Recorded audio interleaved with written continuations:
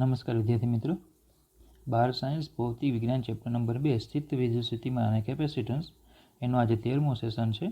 આજે આપણે એક ટોપિક જોવાનો છે કેપેસિટરો અને કેપેસિટન્સ. બરાબર, આપણા ચેપ્ટર જે 2 હતું એ ચેપ્ટરમાં 2 વિભાગો હતા. પહેલો વિભાગ જે હતો એ સ્થિત વિદ્યુત સ્થિતિમાન. બરાબર, પહેલો જે વિભાગ હતો તે હતો આપણો સ્થિત વિદ્યુત સ્થિતિમાન અને કેપેસિટન્સ. તો સ્થિત વિદ્યુત સ્થિતિમાન આપણું કમ્પ્લીટ થઈ ગયું અને હવે આપણે શરૂ કરવા જઈ રહ્યા છીએ કેપેસિટન્સ. બરાબર, ચાલો તો કેપેસિટરો અને કેપેસિટન્સ. તો પહેલાં પ્રશ્ન એ થાય કે કેપેસિટરો શું છે. તો કેપેસિટરો જે છે, બરાબર, એ એકબીજાથી અલગ કરેલ બે સુવાહકોથી બનતી રચના છે. શું છે? એકબીજાથી અલગ કરેલ બે સુવાહકોથી બનતી રચના છે. બેઝિકલી એનો ઉપયોગ જે આપણે હમણાં આગળ જોઈશું, પણ એનો ઉપયોગ બેઝિકલી થાય છે વિદ્યુત ભારનો સંગ્રહ કરવો. વિદ્યુત ભારનો સંગ્રહ કરવા માટે એનો જનરલી ઉપયોગ થાય છે. બરાબર, એને વિદ્યુત ભારની બેંક કહે છે. એ વિદ્યુત ભારનો સંગ્રહ કરે છે અને જ્યારે આપણે જરૂર હોય ત્યારે વિદ્યુત ભાર આપણને પાછો આપે. બરાબર, એ કેટલો વિદ્યુત ભાર સંગ્રહ કરે એની શું હોય? એક કેપેસિટી હોય. કેપેસિટી એટલે ક્ષમતા. બરાબર, એને કહેવામાં આવે છે કેપેસિટન્સ. વિદ્યુત ભારનો કેટલો સંગ્રહ કરે એની જે ક્ષમતા આવે એ ક્ષમતાને શું કહેવામાં આવે છે? કેપેસિટન્સ. બરાબર, તો આમ વિદ્યુત કેપેસિટર એટલે શું છે? તો કે એકબીજાથી અલગ કરેલા બે સુવાહકોથી બનતી રચના. એકબીજાથી અલગ કરેલા બે સુવાહકોથી બનતી રચના એને કહેવામાં આવે કેપેસિટન્સ. બરાબર, અથવા સોરી એને કહેવામાં આવે કેપેસિટર. તો ધારો કે આ બે સુવાહકો છે, ધારો કે આ એક સુવાહક છે, આ બીજો સુવાહક છે. બરાબર, તો એનાથી બનતી જે રચના આવે એને શું કહેવામાં આવે? કેપેસિટર. ખબર પડે? ધારો કે આ છે સુવાહક 1 અને આ છે સુવાહક 2. તો એ આખું જે તંત્ર તૈયાર થયું, એ જે રચના તૈયાર થઈ, એ રચનાને કહેવામાં આવે છે કેપેસિટર. બરાબર, ચલો આમાં એક ગોળો જે છે એની પર વિદ્યુતભાર Q1 બરાબર Q હોય, બીજો ગોળો છે એની પર વિદ્યુતભાર Q2 બરાબર -Q હોય. આનું સ્થિતિમાન ધારો કે V1 છે, આનું સ્થિતિમાન ધારો કે V2 છે.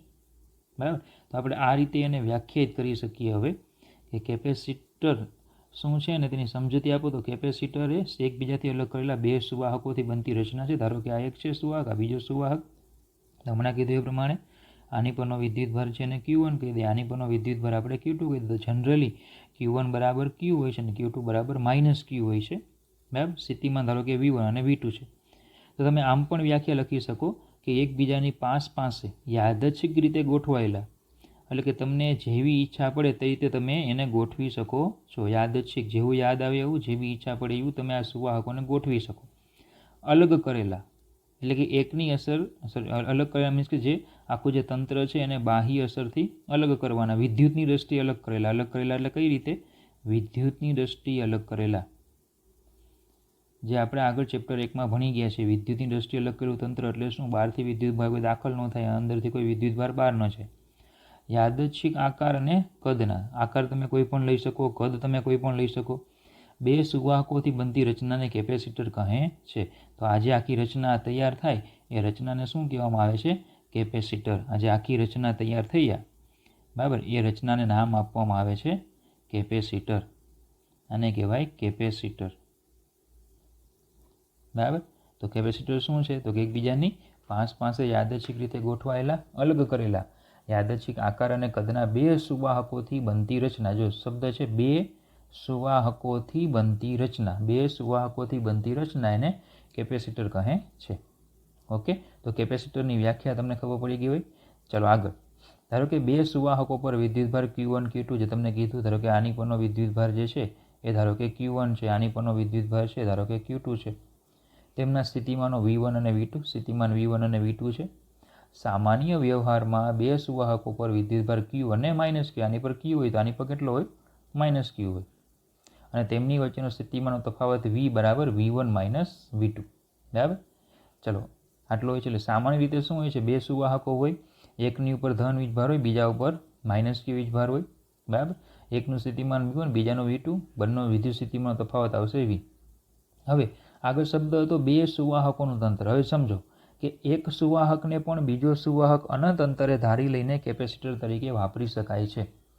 એટલે કે જો તમારી પાસે એક સુવાહક હોય તો પણ તમે એને કેપેસિટર કહી શકો છો. ધારો કે આ એક સુવાહક મારી પાસે છે તો પણ હું એને શું કહી શકું? કેપેસિટર કહી શકું. તેમાં બીજો સુવાહક ક્યાં છે? તો કે બીજો સુવાહક એવું લેવાનું કે ભાઈ અનંત અંતરે છે.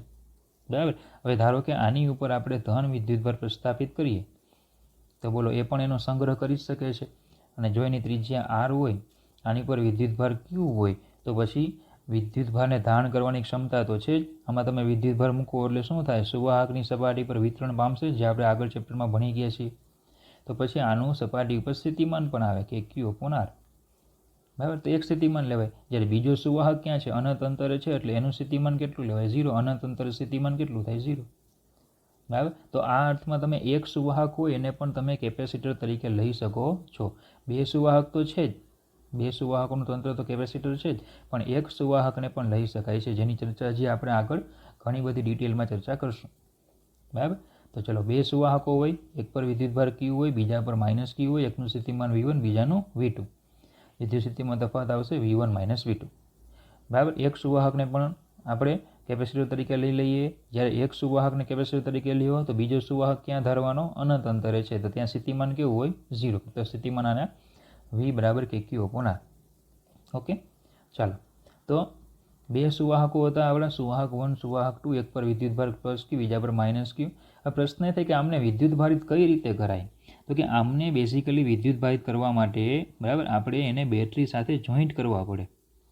આમને આપણે વિદ્યુતભારિત કરવા હોય તો એને શું કરવું પડે? બંને સુવાહકો જે છે એને આપણે બેટરી સાથે જોઈન્ટ કરી દઈએ. બરાબર. તો એ કેવા થઈ જશે? વિદ્યુતભારિત બની જાય. ધારો કે આ રીતે બેટરી આપણે લઈએ, બેટરીની સંજ્ઞા આપણે આગળ જતા આવશે. આ પ્લસ હોય, આ માઇનસ હોય, તો આ સુવાહક પર પ્લસ વિદ્યુતભાર પ્રેરિત થાય, જ્યારે આની ઉપર માઇનસ વિદ્યુતભાર પ્રેરિત થાય. જનરલી આ રીતે પણ તમે એને વિદ્યુતભારિત કરી શકો. બરાબર. એક ગોળાને કઈ રીતે વિદ્યુતભારિત કરાય એની મેથડ આપણે ચેપ્ટર 1માં ભણી ગયા હતા કે ભાઈ એક વાહક ગોળો છે એને આપણે ધન વિદ્યુતભારિત કરવો હોય, બરાબર, તો એની મેથડ આપણે ચેપ્ટર 1માં ભણી ગયા હતા કે ભાઈ ઋણ વિદ્યુતભારિત કાચનો સળિયો નજીક લાવવાનો, અથવા ધન વિદ્યુતભારિત કાચનો સળિયો તમારે નજીક લાવવાનો. એટલે એ ગોળો જે છે, ધારો કે આ ગોળો હતો તો ધન વિદ્યુતભારિત તમારે કાચનો સળિયો નજીક લાવશો એટલે શું થતું આમાં કે ભાઈ ઇલેક્ટ્રોન છે અપાકર્ષણ પામતા. પછી એને તમે અર્થિંગ કરી દો તો ફાઇનલી આમાં ધન વિદ્યુતભાર પ્રેરિત થતો. હવે એ જે ધન વિદ્યુતભારિત ગોળો જે છે એની નજીકમાં તમે એક તટસ્થ ગોળો લાવો તો એમાં શું થાય? ઋણ વીજભાર આ બાજુ આવશે, ધન વીજભાર આ બાજુ આવે. અર્થિંગ કરી દો એટલે ઇલેક્ટ્રોન આમાં આવશે, આને તટસ્થ કરે, અને ફાઇનલી બંને કેવા થઈ જશે? એક ધન થશે તો બીજો ઋણ. તો આ રીતે પણ તમે એને વિદ્યુતભારિત કરી શકો. બાકી બેઝિકલી એને બેટરીના ટર્મિનલ સાથે જોડીને વિદ્યુતભારિત કરવામાં આવે છે. બરાબર. તો સુવાહકને બેટરીના ટર્મિનલ સાથે જોડીને વિદ્યુતભારિત કરવામાં આવે છે કે ભાઈ આ જે છે એને ટર્મિનલ કહેવાય. જે ધન બાજુ જોડો એ ધન થાય, જે ઋણ સાઈડ જોડો તે ઋણ થાય. અને Q એ કેપેસિટર પરનો વિદ્યુતભાર છે. Q શું છે? કેપેસિટર પરનો વિદ્યુતભાર. હવે સમજો, કેપેસિટર પરનો વિદ્યુતભાર, કેપેસિટર કોને કીધું? તો કે હમણાં આપણે કીધું કે કેપેસિટર એટલે કેટલી રચના? આ જે આખી રચના છે એને કેપેસિટર કહેવાય. હવે તમને હું એમ કહું કે ભાઈ આ રચના છે તો એનો કુલ વિદ્યુતભાર કેટલો? તો સીધી વાત છે કે સિગ્મા Q આપણે લઈએ તો એક Q છે ને એક -Q છે, બરાબર કેટલો થઈ જાય? 0. એટલે કેપેસિટર પરનો ખરેખર વિદ્યુતભાર તો કેવો હોય છે? 0. પણ જ્યારે પણ તમને એમ પૂછવામાં આવે કે ભાઈ કેપેસિટર પર વિદ્યુતભાર કેટલો, એટલે તમારે ધન જે ગોળો હોય ને ધન, એનો તમારે વિદ્યુતભાર કહેવાનો. બરાબર. કે Q એમ કીધું, Q એ કેપેસિટરનો વિદ્યુતભાર છે, પણ એ કયો હતો? કે ધન ગોળા પરનો. કયો વિદ્યુતભાર લેવાનો? ધન ગોળા પરનો. બરાબર. જો કે હકીકતમાં એક જ સુવાહક પરનો વિદ્યુતભાર છે. કેની પરનો વિદ્યુતભાર છે? એક જ સુવાહક પરનો વિદ્યુતભાર છે. વળી કેપેસિટરનો કુલ વિદ્યુતભાર કેવો હોય છે? 0. કારણ કે એક +Q હોય, બીજો -Q, એટલે કેપેસિટર પરનો કુલ વિદ્યુતભાર તો 0 હોય છે. ખબર પડે? બરાબર. ચાલો, હવે આપણે થોડીક બીજી ચર્ચાઓ કરીએ. તો આપણે જે કીધું એ પ્રમાણે કે ભાઈ આપણી પાસે ધારો કે કેપેસિટર છે, બરાબર. કે ભાઈ ધારો કે અહીંયા જે આ ગોળો છે એ ધન વિદ્યુતભારિત છે, આ એક ગોળો, અને અહીંયા ધારો કે આ એક ગોળો છે એ ઋણ વિદ્યુતભારિત છે. બરાબર. ચલો, આ રીતે આપણી પાસે કેપેસિટરો છે કે ભાઈ આ જે છે એની પરનો વિદ્યુતભાર +Q છે અને આ જે છે એની પરનો વિદ્યુતભાર -Q છે. બરાબર. ચાલો, તો આ આપણો થઈ ગયો સુવાહક 1, આ થઈ ગયો આપણો સુવાહક 2. ઓકે, ચલો પ્લસથી માઇનસ ક્ષેત્ર હોય એટલે એવું કહી શકીએ કે ભાઈ ક્ષેત્ર આ દિશામાં છે, ધનથી ઋણ તરફ ક્ષેત્ર હોય તો ક્ષેત્ર આ દિશામાં છે. તો હવે એનો મતલબ એવો થાય કે ધારો કે 1 કુલમ વિદ્યુતભાર જે છે, બરાબર, એને મારે આ અહીંયા લાવવો હોય, 1 કુલમ વિદ્યુતભારને મારે અહીંયા લાવવો હોય તો શું કરવું પડશે કે મારે એની પર કાર્ય કરવું પડશે, ક્ષેત્રની વિરુદ્ધમાં કાર્ય કરવું પડે, ક્ષેત્રની વિરુદ્ધમાં કાર્ય કરવું પડે. 1 કુલમ વિદ્યુતભારને મારે સુવાહક 2 પરથી સુવાહક 1 પર લઈ જવું હોય તો મારે શું કરવું પડે, ક્ષેત્રની વિરુદ્ધમાં કાર્ય કરવું પડે. બરાબર, ચલો આ જે ક્ષેત્ર છે એ ક્ષેત્રનું મૂલ્ય કેટલું હોય તો કે આપણે આગળની થિયરીમાં ભણશું, એ અંદરના ભાગનો જે આ વિસ્તાર છે આ, એમાં ક્ષેત્રનું મૂલ્ય સિગ્મા અપોન એપ્સિલોન 0 હોય, જે હમણાં આપણે નેક્સ્ટ સેશનમાં ભણશું. તો સિગ્મા બરાબર Q/A એપ્સિલોન 0. તો એનો મતલબ કે E પ્રપોઝનલ ટુ Q. તો પછી જો વિદ્યુતભારને આપણે બમણો કરવો હોય તો ક્ષેત્ર પણ કેવું થાય, બમણું થઈ જશે. વિદ્યુતભાર જો બમણો કરું તો ક્ષેત્ર પણ કેવું થાય, બમણું થાય. બરાબર, ચલો હવે કાર્ય, આ કાર્ય કેટલું કરવું પડે, બરાબર. તો જો કાર્ય W બરાબર F dot D, vector F dot D થાય. બરાબર, ચલો F બરાબર QE dot D equal to હું E ડોટ ડી લખી શકું, કારણ કે Q બરાબર 1 કુલમ છે. સ્થિતિમાનની ગણતરીમાં હંમેશા Q કેટલો લેવાનો હોય, 1 કુલમ લેવાનો હોય. તમને ખ્યાલ જ છે કે સ્થિતિમાન ગણવું હોય ત્યારે Q બરાબર 1 કુલમ લેવાનો હોય, અને સ્થિતિ ઉર્જા ગણવી હોય ત્યારે Q કુલમ વિદ્યુતભાર હોય. બરાબર, તો પછી આનો મતલબ એવો થાય કે ભાઈ આ કાર્ય, જો અહીંયા હું 1 કુલમ વિદ્યુતભાર લઈશ તો પછી આ કાર્ય એટલે જ શું થાય, સ્થિતિમાન. તો પછી સ્થિતિમાન V બરાબર વેક્ટર E ડોટ ડી થઈ જાય. બરાબર, હવે ક્ષેત્ર જે છે એ Qના સમપ્રમાણમાં છે, ક્ષેત્ર Qના સમપ્રમાણમાં છે તો સીધી વાત છે સ્થિતિમાન પણ કેવું થાય, Qના સમપ્રમાણમાં જ થાય. ક્ષેત્ર જો Qના સમપ્રમાણમાં હોય તો સ્થિતિમાન પણ કેવું થાય, Qના સમપ્રમાણમાં જ થાય. એટલે ખબર પડે. અથવા કાર્ય જે છે એ Qના સમપ્રમાણમાં હોય, કારણ કે W બરાબર QV એવું આપણે ભણી ગયા, W બરાબર QV એવું ભણી ગયા. તો એનો મતલબ કે કાર્ય W પ્રપોઝનલ ટુ Q. બરાબર, તો જો એ આપણે એવું કહી શકીએ કે ક્ષેત્ર એ Qના સમપ્રમાણમાં છે તો પછી અહીંયા સ્થિતિમાન પણ શું થાય, Qના સમપ્રમાણમાં થાય, એટલે V પ્રપોઝનલ ટુ Q થાય. બોલો, ખબર પડે. બરાબર, ચાલો, પણ Q/Vનો જો ગુણોત્તર લેવામાં આવે તો એ હંમેશા અચળ હોય છે. Q/Vનો ગુણોત્તર કેવો થાય, અચળ. કારણ કે આ સૂત્ર ધારો કે આવું આપણે હોય કે ભાઈ X પ્રપોઝનલ ટુ Y, તો આપણે શું લખીએ છીએ, X/Y ઇક્વલ ટુ અચળ. તો Q/Vનો ગુણોત્તર અચળ હોય છે. આ જે અચળ ગુણોત્તર આવે એને કહેવામાં આવે કેપેસિટન્સ. તો Q/V ઇક્વલ ટુ C. બરાબર, આ C એટલે શું, કેપેસિટરનું કેપેસિટન્સ, કેપેસિટરનું કેપેસિટન્સ. બરાબર, ફરીથી બે સુવાહકોનું તંત્ર છે. બે સુવાહકો છે, એક ઉપર પ્લસ Q વિદ્યુતભાર છે, બીજા ઉપર માઇનસ Q વિદ્યુતભાર છે. ક્ષેત્ર પ્લસથી માઇનસ તરફ હોય. એક ક્ષેત્રનું મૂલ્ય કેટલું આવશે, સિગ્મા અપોન એપ્સિલોન 0, જે આપણે આગળના સેશનમાં જોઈશું. બરાબર, નેક્સ્ટ સેશન જે છે એમાં આપણે એની ગણતરી કરીશું. બરાબર, તો Q/એપ્સિલોન 0 મતલબ કે E પ્રપોઝનલ ટુ Q. બરાબર, તો 1 કુલમ વિદ્યુતધારને મારે સુવાહક 2 પરથી 1 પર લઈ જવો હોય તો ક્ષેત્રની વિરુદ્ધમાં કાર્ય કરવું પડે, W બરાબર F ડોટ ડી. તો એના પરથી સ્થિતિમાન પ્રપોઝનલ ટુ Q. તો Q/Vનો ગુણોત્તર હંમેશા અચળ હોય. આ અચળ ગુણોત્તરને કહેવામાં આવે કેપેસિટરનું કેપેસિટન્સ. બરાબર, તો જો કેપેસિટરની વચ્ચેના વિસ્તારમાં વિદ્યુત ક્ષેત્ર વિદ્યુતભાર Qને સમપ્રમાણમાં છે, જે આપણે વાત કરી કે ક્ષેત્ર E પ્રપોઝનલ ટુ Q છે.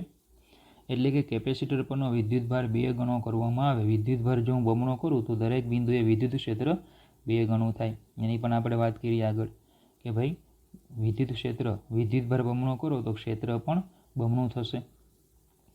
હવે સ્થિતિમાનનો તફાવત V નાના પરીક્ષણ વિદ્યુતભારને સુવાહક 2 થી સુવાહક 1 પર લઈ જતા એકમ ધન વિદ્યુતભાર દીઠ વિદ્યુત ક્ષેત્રને વિરુદ્ધમાં કરેલું કાર્ય છે. સ્થિતિમાનનો તફાવત એટલે શું કરવું પડે, આપણે સુવાહક 2 પરથી 1 કુલમ વિદ્યુતભારને સુવાહક 1 પર લઈ જવો પડે. એના માટે જે કાર્ય ગોતવું પડે એ કાર્ય એટલે જ સ્થિતિમાન.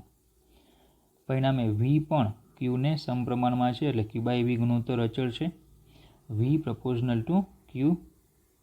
તો Q/V ઇક્વલ ટુ અચળ, Q/V ઇક્વલ ટુ C, જ્યાં C એટલે કેપેસિટરનું કેપેસિટન્સ. તો આપણે આ સૂત્ર તૈયાર કરવાનું છે કે કેપેસિટરનું કેપેસિટન્સ ખરેખર શું છે.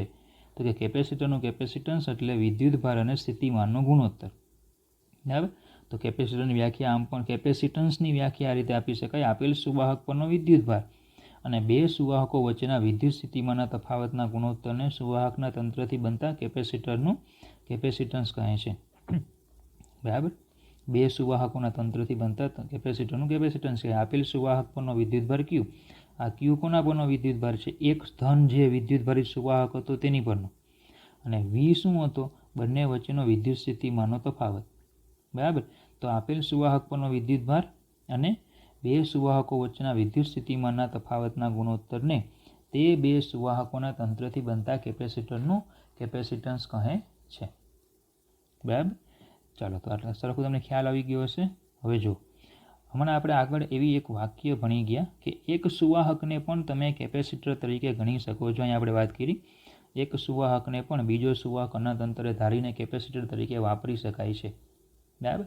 તો આપણી પાસે એક સુવાહક હોય તો એને પણ તમે કેપેસિટર તરીકે ગણી શકો છો, કારણ કે એ પણ શું છે? વિદ્યુતભારને ધારણ કરવાની ક્ષમતા ધરાવે છે. ધારો કે કોઈ એક સુવાહક છે તો એને આપણે ધન વિદ્યુતભારિત કરી દઈએ તો એની સપાટી પર પણ કંઈક ધન વિદ્યુતભાર જમા થાય છે.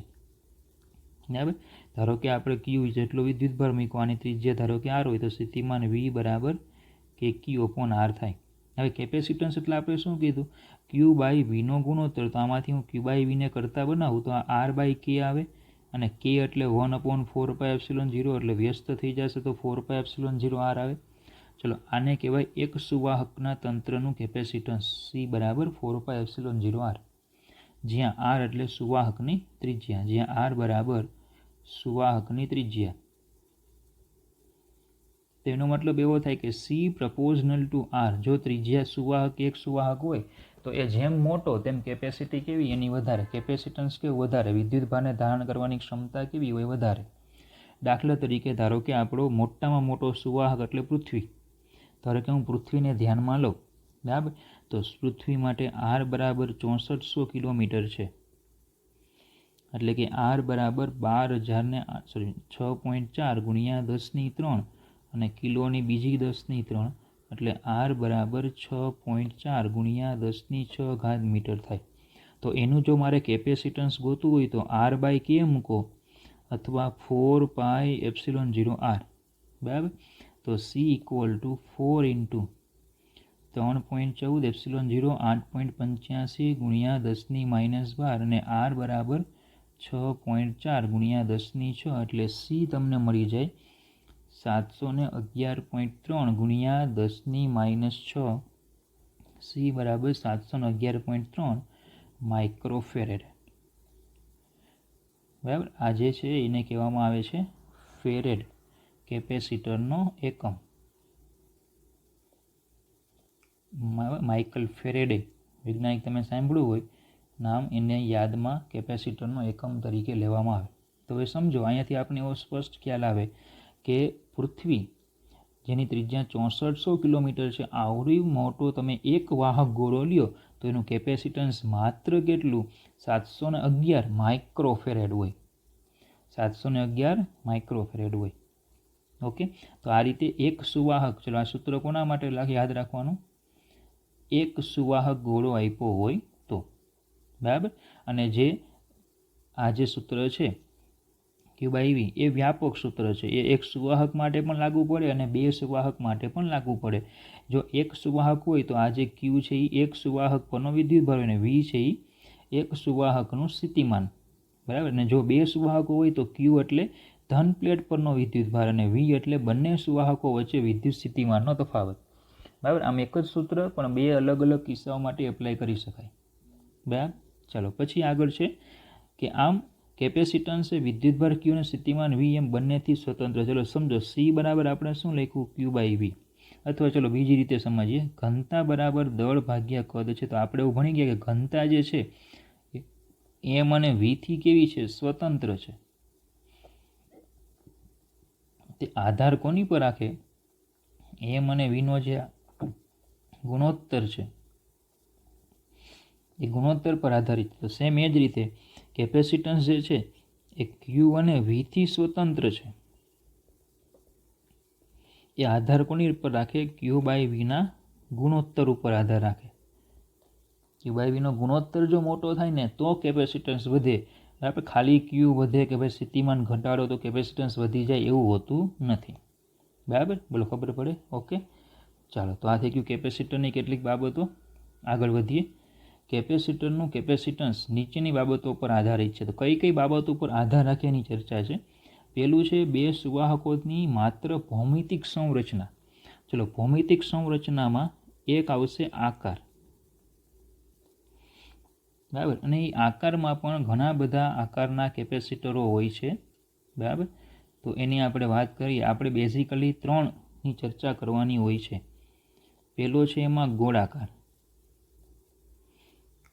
બીજો છે એમાં નળાકાર, અને ત્રીજો છે એમાં સમાંતર પ્લેટ. બેઝિકલી માર્કેટમાં ઘણા બધા આકારના કેપેસિટર હોય છે, જે તમને અહીંયા બતાવેલા છે. ઘણા બધા આકારના કેપેસિટરો હોય છે, જેમાંથી મુખ્ય ચર્ચા આપણી હોય છે નળાકાર ઉપર, સમાંતર પ્લેટ ઉપર, અને ગોળાકાર કેપેસિટર હોય, ગોળો હોય તો એની ઉપર હોય. બરાબર, કયું કેપેસિટર છે એની ઉપર આ સંપૂર્ણ રીતે આધારિત છે. કેપેસિટરનું કેપેસિટન્સ છે એ આ રીતે આકાર પર આધાર રાખે. જુદા જુદા આકારો માટે કેપેસિટી કેવી થાય? અલગ અલગ હોય. બીજો આધાર રાખે એના ક્ષેત્રફળ ઉપર. કઈ રીતે? તો આપણે આગળના સેશનમાં ભણીશું. અને ત્રીજો આધાર રાખે જો બે સુવાહકો હોય તો એમની વચ્ચેના અંતર પર. બે સુવાહકોનું તંત્ર હોય તો એમની વચ્ચે અંતર કેટલું છે એની ઉપર પણ આધારિત છે. તો એ આપણે ચર્ચા આગળ કરીશું. બરાબર, તો ચલો, આવા અલગ અલગ પ્રકારના કેપેસિટરો હોય છે. તો એના માટે મેં તમને એકદમ લાસ્ટમાં સેશનમાં એક વિડીયો આપ્યો છે, એક્સ્ટ્રા નોલેજ. તો એમાં તમે વિડીયો જોશો તમને ખ્યાલ આવશે કે ઘણા બધા પ્રકારના કેપેસિટરો હોય છે.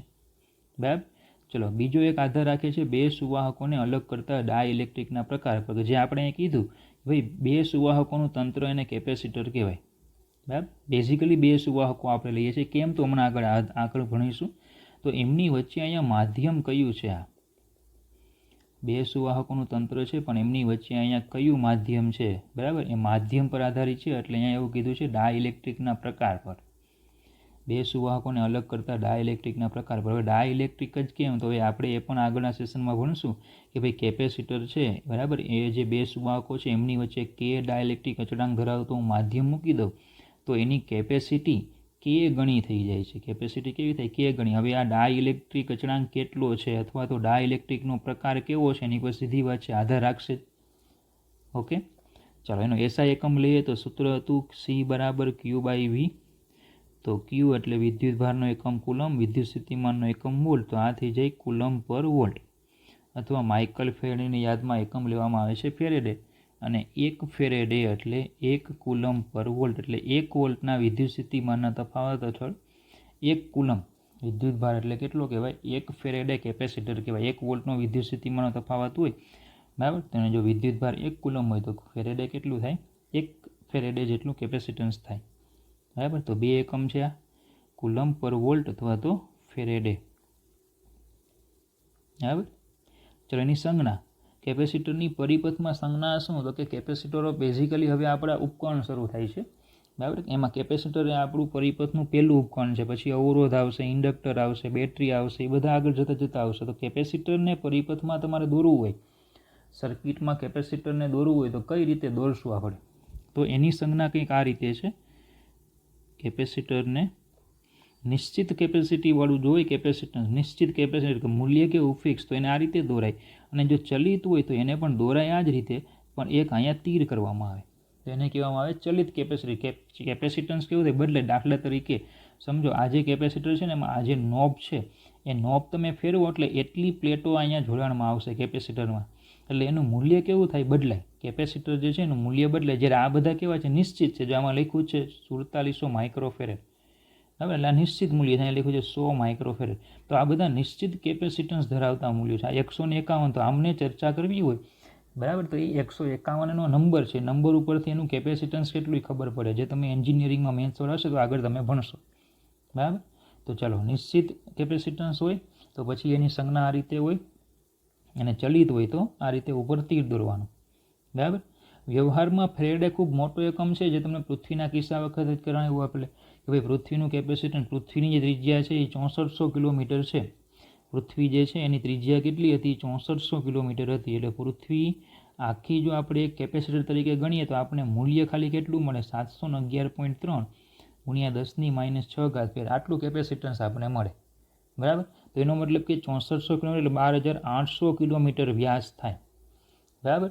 તો એમાં કેપેસિટન્સ કેટલું આવ્યું? તો કે એપ્રોક્સિમેટલી 711.3 ગુણ્યા 10⁻6 ફેર. બોલો ખ્યાલ આવે? અને હજુ તમને આગળ જ્યારે કેપેસિટન્સનું આપણે બીજું સૂત્ર મેળવશું સમાંતર પ્લેટ માટે ત્યારે વધારે ચર્ચા તમને કરીશું. તો એમ કહેવાય ટૂંકમાં ફેરેડે ખૂબ મોટો એકમ છે. બરાબર. એટલે જો 10⁻6 એટલે ફેરેડે કેવો ખૂબ મોટો એકમ.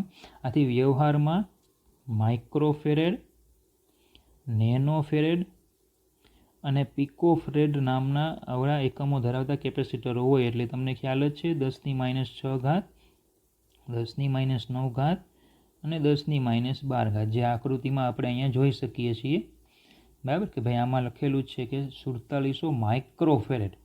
હવે 100 માઇક્રોફેરેડ, માઇક્રોફેરેડ એમાં લખેલા છે બધામાં. આમાં પણ લખેલું છે. બરાબર. 470 માઇક્રોફેરેડ એપ્રોક્સિમેટલી.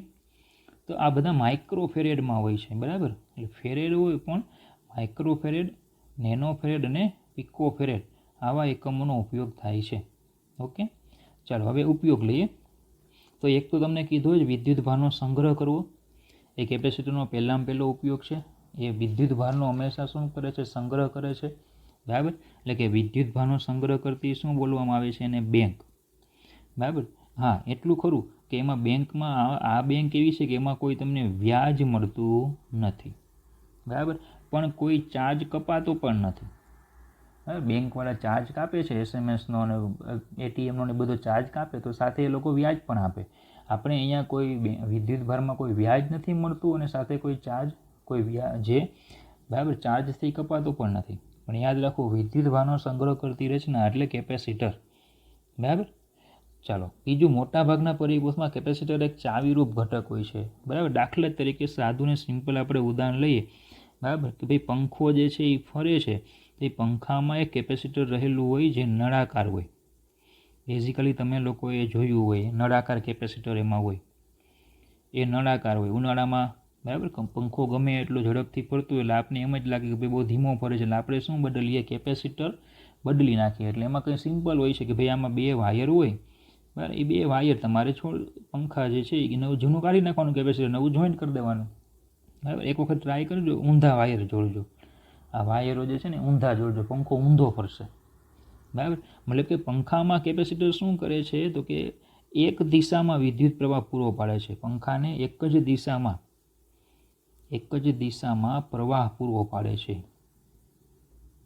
બરાબર. જેમાં એની ચાર્જિંગ અને ડિસ્ચાર્જિંગ બરાબર એની પ્રક્રિયા થાય છે. ને પંખાને એક દિશામાં પ્રવાહ પૂરો પાડે છે. બાકી ખરેખર તો આપણા ઘરમાં એસી પ્રવાહ આવે, ઉલટસુલટ પ્રવાહ છે. તો એક વખત એક અર્ધચક્રમાં પંખો બરાબર સમઘડીમાં ફરતો હોય તો બીજા અર્ધચક્ર વખતે શું ફરશે? વિષમ ઘડીમાં ફરશે.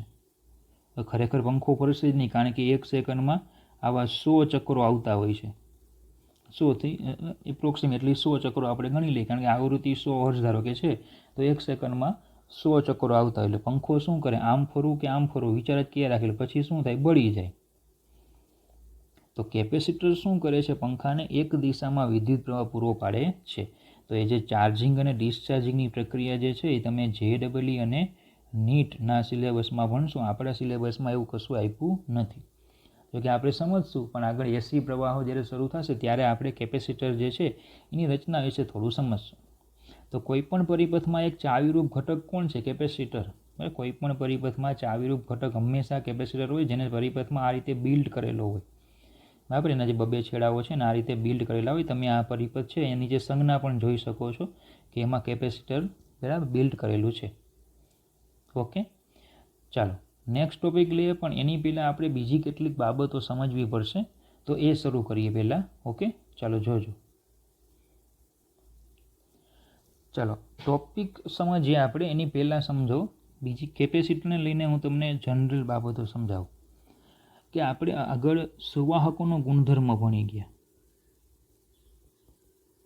સુવાહકોનો ગુણધર્મ શું છે? સુવાહકોનો ગુણધર્મ તો કે વિદ્યુત ભારને મૂકતા તે સુવાહકની સપાટી પર રહે છે. વિદ્યુત ભારને મૂકતા તે સુવાહકની સપાટી પર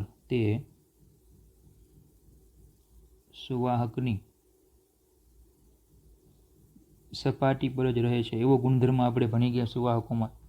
બરાબર. હવે આપણી ઈચ્છા એવી છે કે વિદ્યુત ભાર મૂકી જરૂર જણાય ત્યારે આપણે એને લઈ શકીએ કે ભાઈ કોઈ સુવાહક છે એ સુવાહક પર આપણે વિદ્યુત ભાર મૂકી દઈએ. આપણે જ્યારે જરૂર છે કોઈ સુવાહક છે એની પર આપણે વિદ્યુત ભાર મૂકી દઈએ અને જરૂર પડે ત્યારે એને લઈ શકાય. બરાબર. તો વિદ્યુત ભાર અથવા વિદ્યુત ઉર્જા એવું પણ કહેવાય. વિદ્યુત ઉર્જાનો સંગ્રહ કરતી સાદી રચના બરાબર એટલે કેપેસિટર. વિદ્યુત ભાર અને વિદ્યુત ઉર્જાનો સંગ્રહ કરતી સાદી રચના એટલે કેપેસિટર. બરાબર. તો ચાલો કેપેસિટર જોઈએ આપણે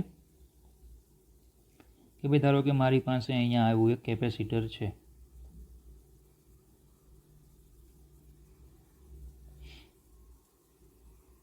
સ્ટેન્ડ પર મૂકી દઈએ. બરાબર.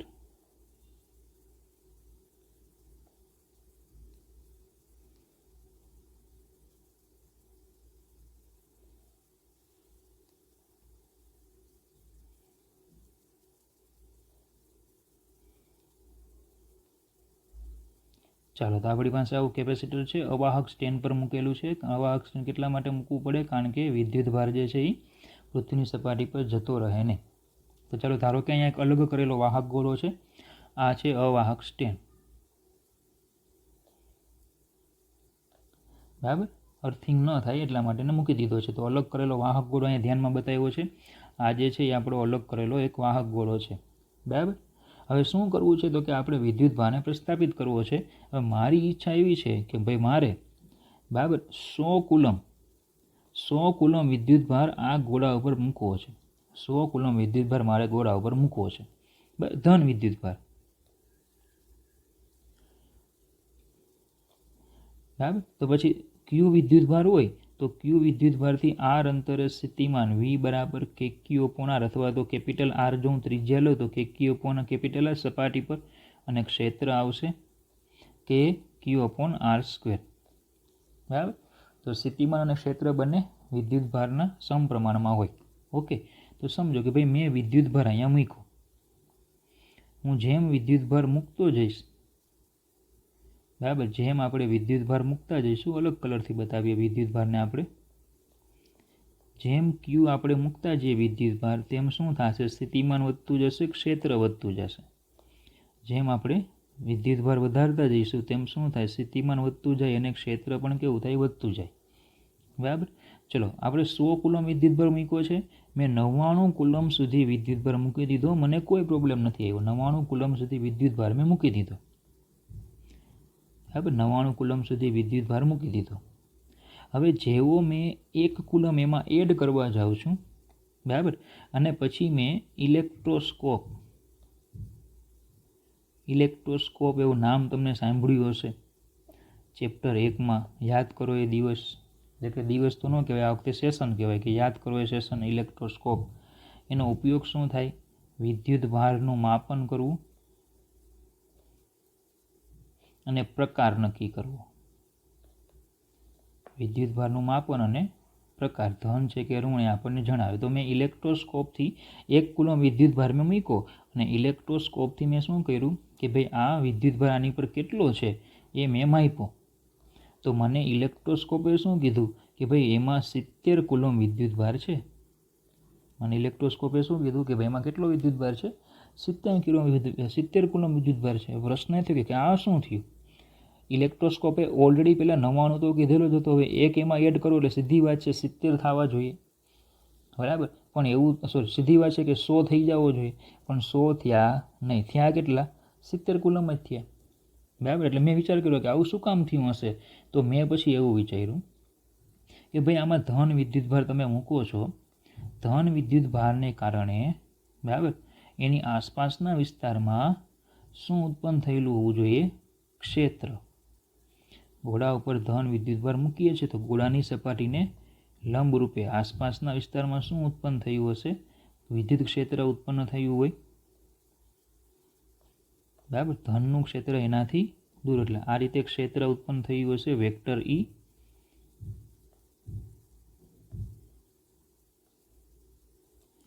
બરાબર. હવે આ ક્ષેત્રને કારણે શું થાય? તો કે હવા જે છે, હવા જે કે કેવી છે? વિદ્યુતની અવાહક છે. હવા છે કેવી? વિદ્યુતની અવાહક છે. બરાબર. તમે પ્લગ જે છે, પ્લગની સામે આંગળી રાખો ને પછી પંખો પછી સ્વિચ ઓન કરશો તો શોર્ટ લાગતો નથી, કારણ કે હવા કેવી છે? વિદ્યુતની અવાહક છે.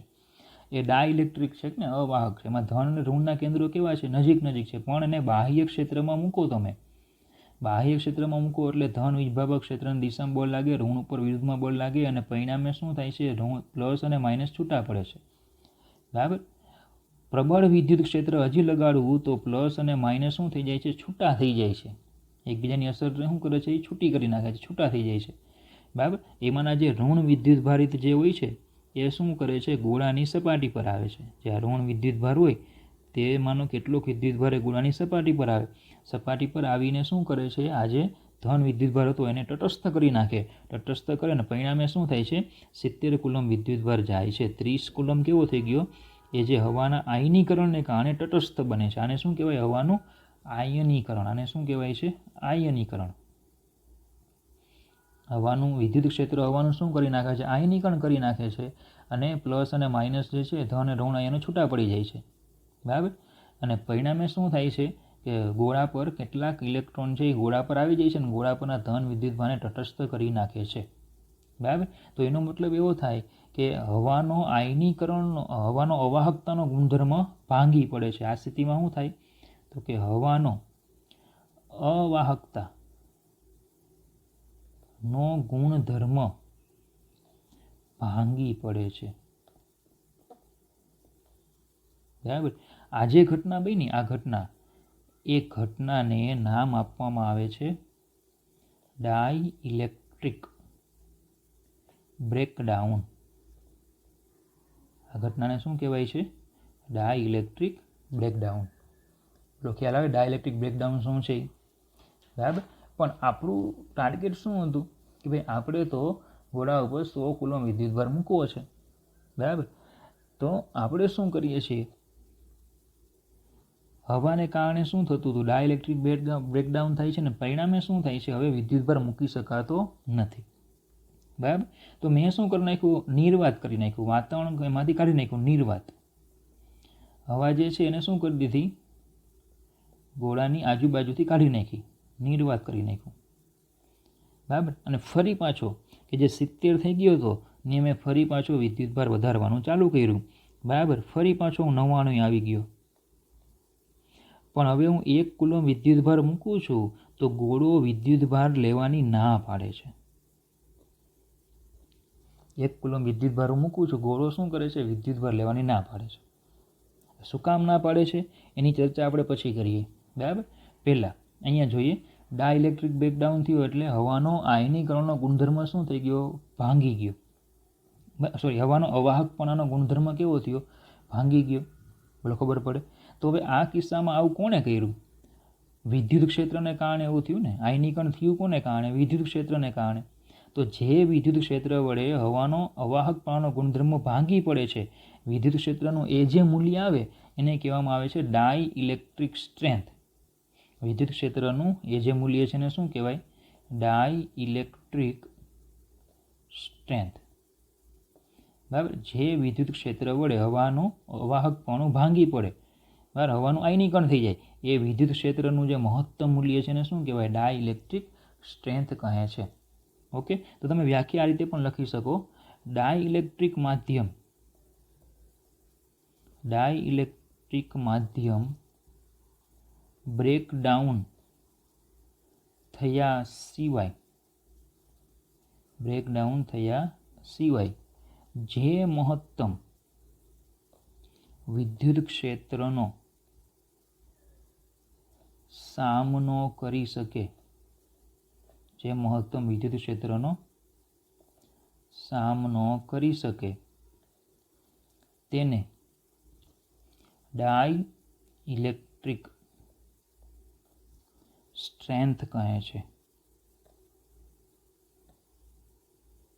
એટલે બે રીતે તમે લઈ શકો છો કે ક્ષેત્ર વધતું જાય એ મહત્તમ ક્ષેત્ર કે જેના પછી જો ક્ષેત્ર વધે તો હવાનો શું થાય, અવાહકપણું ભાંગી જાય, એને કહેવામાં આવે છે ડાઇલેક્ટ્રિક સ્ટ્રેન્થ. બરાબર. તો બ્રેકડાઉન થયા સિવાય એટલે મહત્તમ સુધી તમને પહોંચી ગયા, મહત્તમ સુધી પહોંચી ગયા પછી જસ્ટ થોડુંક એમાં વધારો એટલે શું થાય, બ્રેકડાઉન થઈ જાય. તો બ્રેકડાઉન થયા સિવાય, બ્રેકડાઉન ન થાય જે મહત્તમ મૂલ્ય ક્ષેત્રનું મળે એને શું કહેવાય, ડાઇલેક્ટ્રિક સ્ટ્રેન્થ. હવા જ હોય, હવા માટે ડાઇલેક્ટ્રિક સ્ટ્રેન્થ એટલે વિદ્યુત ક્ષેત્ર એનું મૂલ્ય 3×10⁶ વોલ્ટ પર મીટર હોય છે. હવા માટે આ જે સ્ટ્રેન્થ છે એનું મૂલ્ય કેટલું હોય, 3×10⁶ વોલ્ટ પર મીટર. બરાબર. આનો ઉપયોગ તમે વ્યવહારમાં પણ કરો છો. દાખલા તરીકે બાઇકમાં જે સ્પાર્ક પ્લગ હોય, બહેનો જે છે એને તો નહીં ખબર હોય, કારણ કે એમને બે જ કામ આવે, એક તો ગાડી ચલાવતા આવડે અને બરાબર એક્સિડન્ટ કરતા આવડે, એને રિપેરિંગની કાંઈ મગજમારી ન હોય. બરાબર. તો બાઇકનું જે કિક હોય ને એ સાઈડ બાઇકમાં સ્પાર્ક પ્લગ આપેલો હોય. શું આપ્યો હોય, સ્પાર્ક પ્લગ. બરાબર. એમાં તણખો થતો હોય તો એમાં શું થાય છે, હવાનું આયનીકરણ થાય છે. એ જે પ્લગ હોય છે એમાં બરાબર તણખો થતો હોય, એની તણખો સામે કેચઅપ થતો હોય, આયનીકરણ થાય છે. બીજું એકદમ સાદું ઉદાહરણ લઈએ આપણે, વીજળી. બરાબર. વીજળી થાય છે એમાં શું થાય છે, આકાશથી બરાબર પૃથ્વી સુધી હવાનું શું કરે છે, એ આયનીકરણ કરે છે અને પરિણામે વિદ્યુતભારનો મોટો જથ્થો પૃથ્વી પર પડે છે. પરિણામે પૃથ્વી કેવી છે, વિદ્યુતભારની અનંત વાહકતા ધરાવે છે. બરાબર.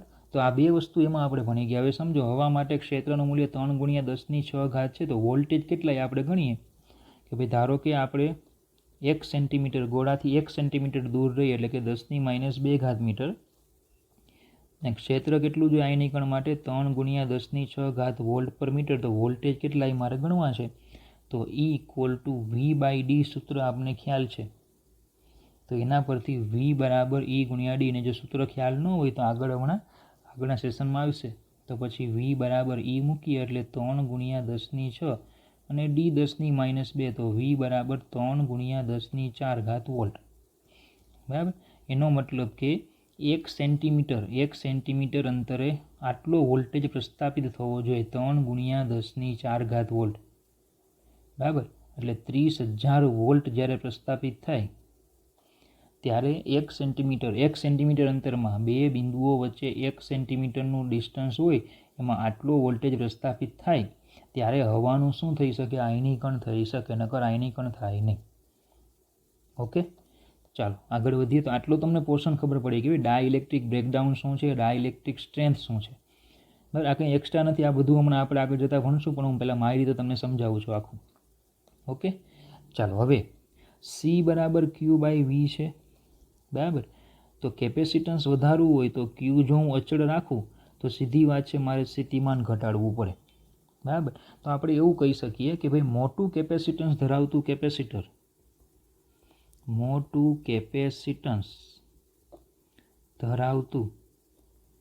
કેપેસિટર પ્રમાણમાં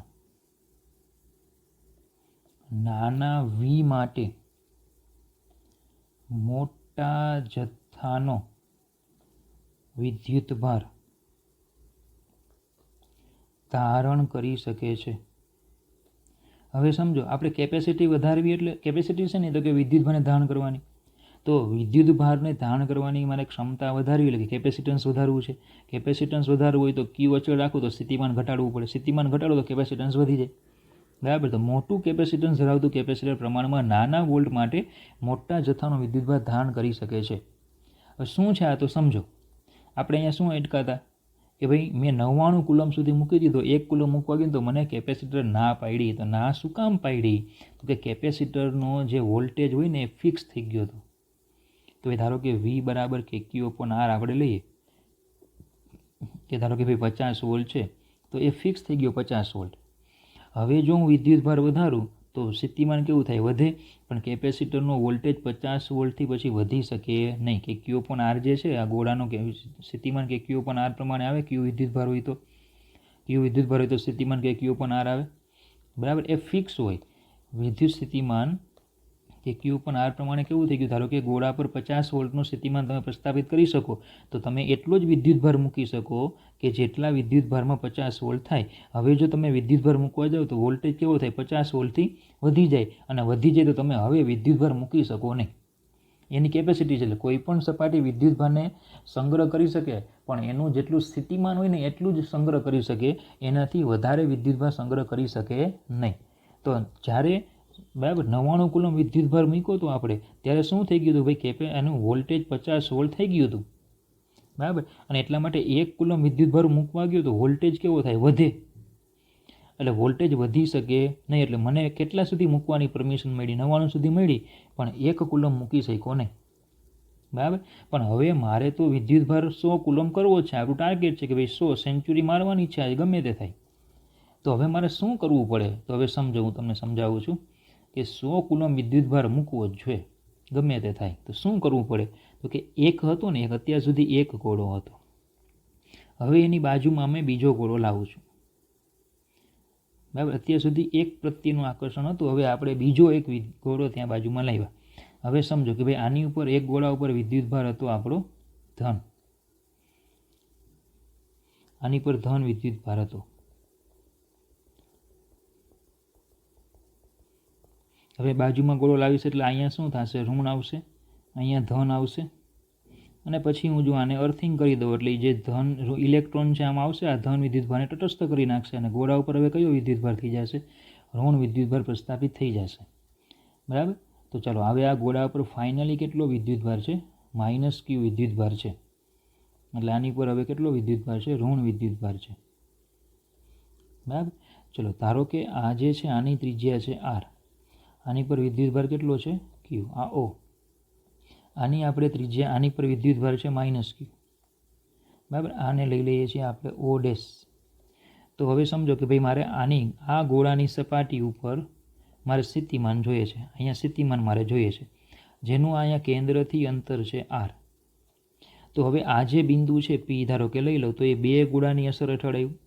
તો એક તો વિદ્યુતભાર બોલો આ ગોળાનો છે, આપણા પહેલા ગોળાનો વિદ્યુતભાર Q છે, તો સ્થિતિમાન શું આવશે? કે Q અપોન R આવશે.